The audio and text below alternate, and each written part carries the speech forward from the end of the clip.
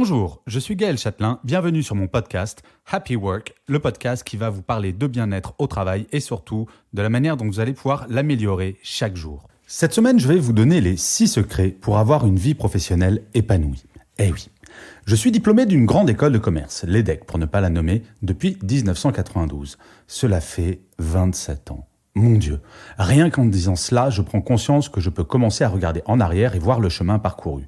Plus de 20 métiers, 11 entreprises, dont 2 que j'ai créées, 4 livres publiés, 3 à venir. Un peu intense, en fait, pour être honnête.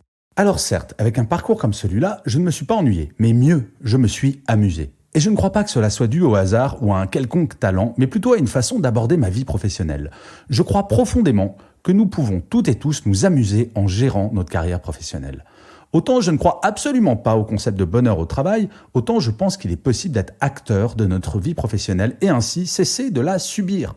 J'expliquerai sans aucun doute lors d'un épisode de Happy Work pourquoi je ne crois pas au bonheur au travail. J'en profite d'ailleurs pour dire merci à toutes les personnes qui s'abonnent à mon podcast sur iTunes, Castbox, Deezer ou Spotify. Je vous assure, ça donne de l'énergie à chaque nouvel abonnement pour enregistrer chaque semaine.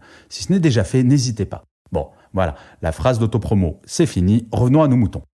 De façon synthétique, voilà ce que j'ai fait depuis tout ce temps qui fait que je me sens libre, épanoui et vraiment bien dans mes baskets. En tout premier lieu, il est important de n'avoir peur de rien.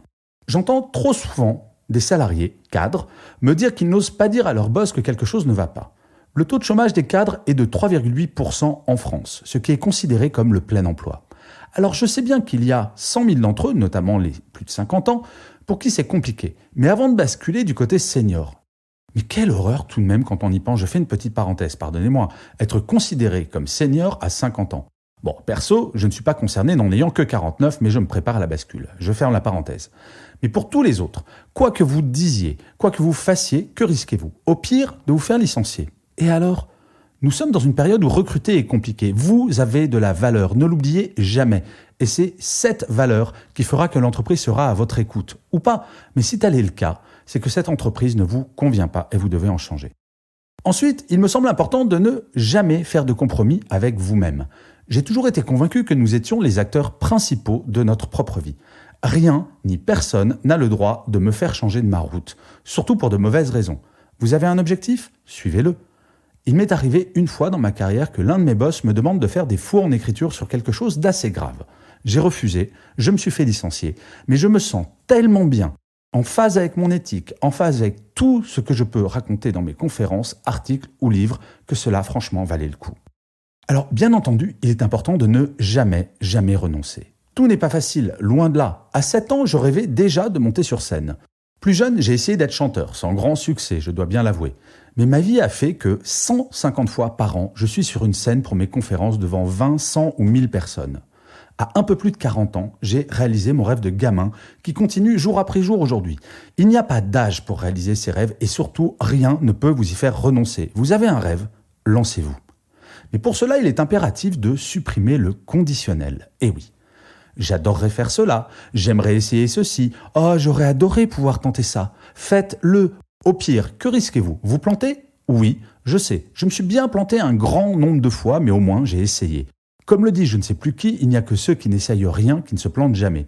Si vous rêvez de faire quelque chose, prenez le temps d'essayer si cela compte vraiment pour vous. D'ailleurs, des entreprises poussent leurs salariés à suivre leurs rêves en les aidant à créer leur propre entreprise.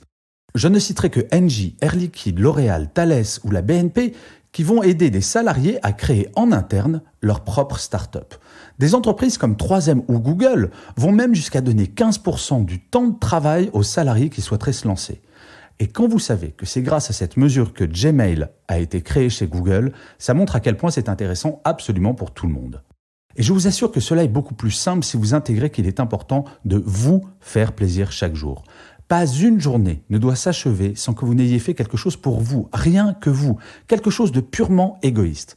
Je crois que l'on finit par déprimer si jour après jour nous avons le sentiment, réel ou non, de ne faire que consacrer son temps aux autres, travail ou famille. Ce ne sont pas forcément des grandes choses. Lire un livre, boire un bon verre de vin, regarder un bon film, quelque chose que vous faites en vous disant consciemment que vous vous faites plaisir. Ainsi, quelle que soit la qualité de la journée passée, géniale ou toute pourrie, vous pourrez vous endormir en vous disant que votre vie est sympa. Et ça, croyez-moi, c'est unique. Parce que parlons-nous franchement une minute. Rien n'est éternel. Le cerveau humain retient 3 fois mieux les émotions négatives que les émotions positives. Et quand nous sommes au fond du trou, nous avons une bonne tendance masochiste à nous dire que cela n'aura pas de fin. Et pourtant, quelle que soit la situation, si nous redevenons rationnels un instant, nous savons bien que cela n'a qu'un temps. Une fois que nous le savons, quand tout va bien, il est fondamental de savourer chaque instant. Et quand tout va mal, il est essentiel de se dire que cela n'a qu'un temps, dont la durée dépendra de notre capacité à agir. Plus vous agirez de façon positive, plus vous serez positif. C'est un véritable cercle vertueux. Alors, ne vous méprenez pas. Je ne vis pas dans le monde des bisounours. Et des bas, j'en ai connu. Beaucoup. Je crois que la clé, la véritable clé, c'est l'action. Ne jamais laisser la vie se jouer de nous et être acteur et actrice de celle-ci. En tout cas, je peux vous le garantir, dans la vie professionnelle, cela fonctionne. En ce moment, tout va bien pour moi. Et je me délecte de chaque minute, tout en ayant conscience que cela peut s'achever. Mais faites-moi confiance. Le jour où je me reposerai sur mes lauriers n'est pas près d'arriver. Alors maintenant, c'est à vous. Et pour finir cet épisode de Happy Work, je vous citerai Albert Einstein qui disait que la vie, c'est comme la bicyclette, il faut avancer pour ne pas perdre l'équilibre. Sacré Albert.